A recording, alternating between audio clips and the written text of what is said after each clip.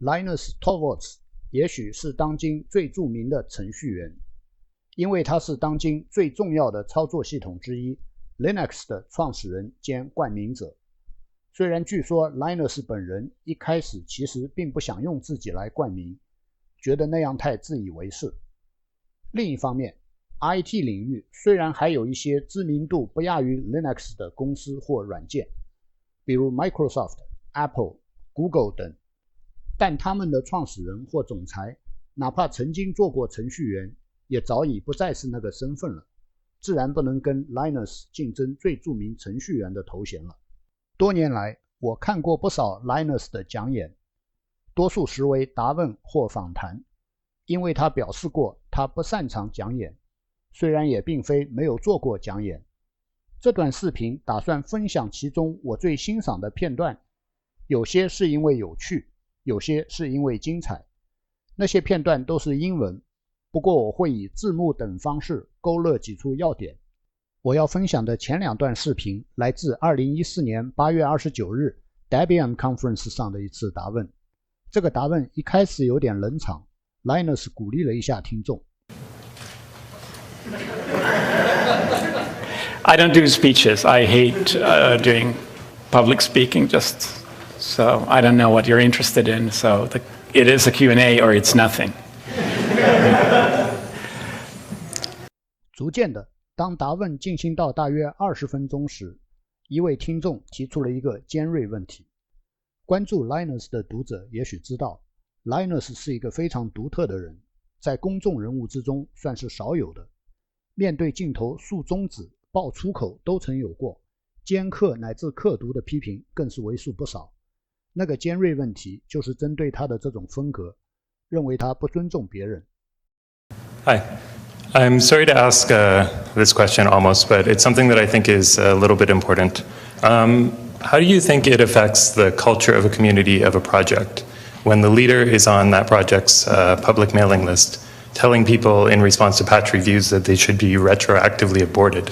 Right. And maybe that you're surprised that they're still alive because they should have starved to death when they were children because they were too stupid to find a pit to suck on. I agree that some people might be put off by that. But on the other hand, you know what? In the end, I don't care, right? I care about technology, and I've actually seen projects that took the whole political correctness so far that the project no longer is about the technology.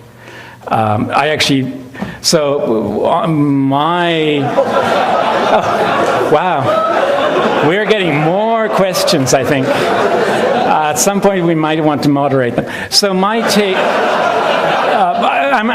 don't get me, I'm very happy to talk about this. It's not a problem for me. My standpoint has always been that, hey, people are different. I'm abrasive. I grew up in a culture that I think is not quite as politically correct as the culture, especially in the US today. I also grew up in a family that was largely dysfunctional. So, so people are different, and some people take offense, and some people give offense, and we all have to live together, but the living together is not by finding some lowest common denominator. The living together, and it has actually been fairly successful, is to realize that, hey, unlike your family, you can actually pick your friends, and you can pick the co-workers, and open source is actually really good at that.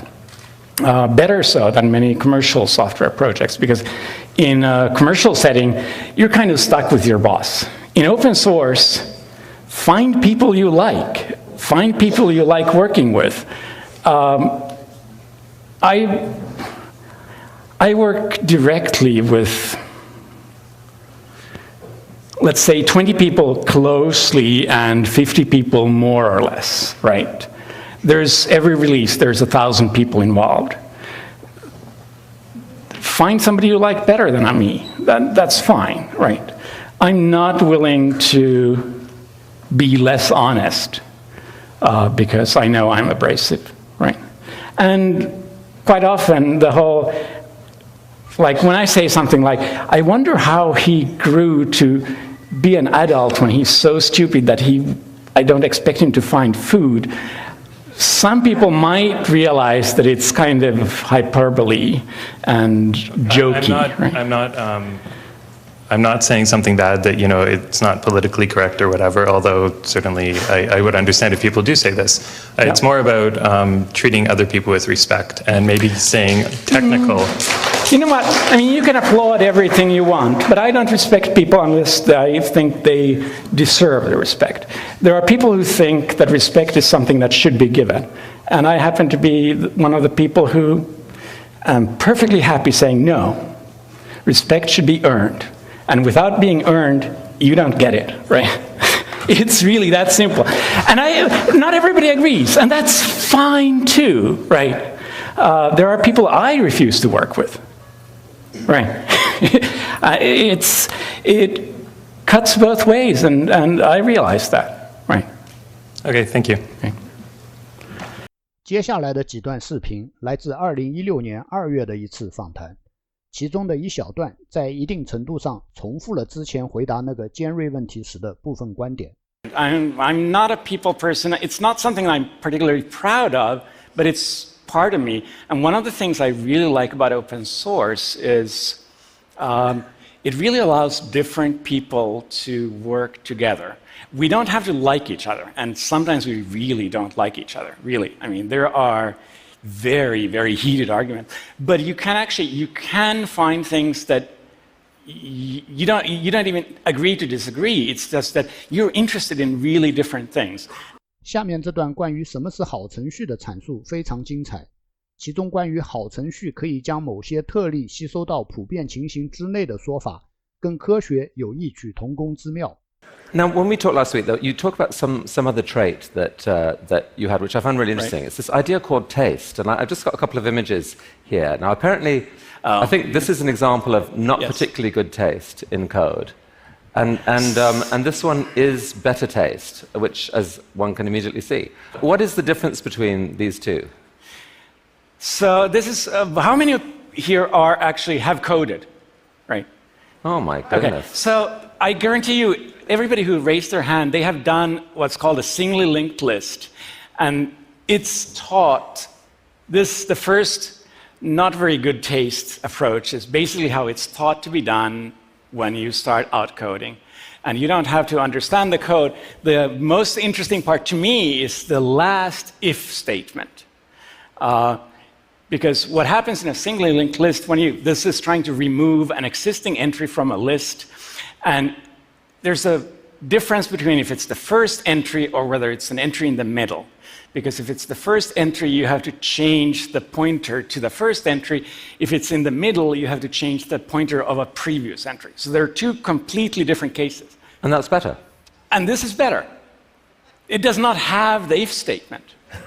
And it doesn't really matter I don't want you to understand why it doesn't have the if statement, but I want you to understand that sometimes you can see a problem in a different way and rewrite it so that a special case goes away and becomes the normal case.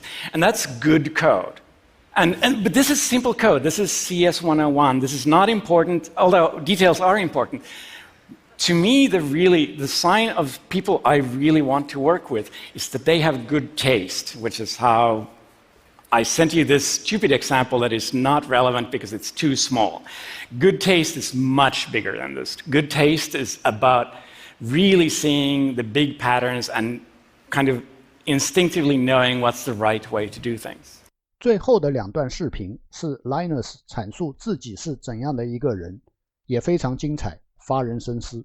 But there must be something else. I mean, you've changed the future. You must have this ability to have these grand visions of the future. You're a visionary, right?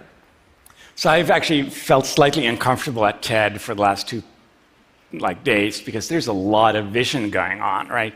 And I am not a visionary. I do not have a 5-year plan. I'm an engineer.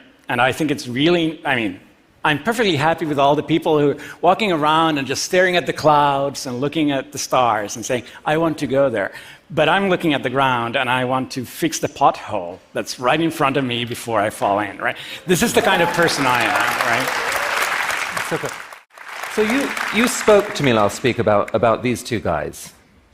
Who are they, and how do you relate to them? Well, so this is a kind of cliche in technology, the whole Tesla versus Edison, where Tesla is seen as the visionary scientist and crazy idea man, and people love Tesla. I mean, there are people who name their companies after him. The other person there is Edison, who is actually often vilified for being kind of pedestrian, and his most famous quote is, "Genius is 1% inspiration and 99% perspiration." And I'm in the Edison camp, even if people don't always like him, because if you actually compare the two, Tesla has kind of this mind grab these days, but who actually changed the world?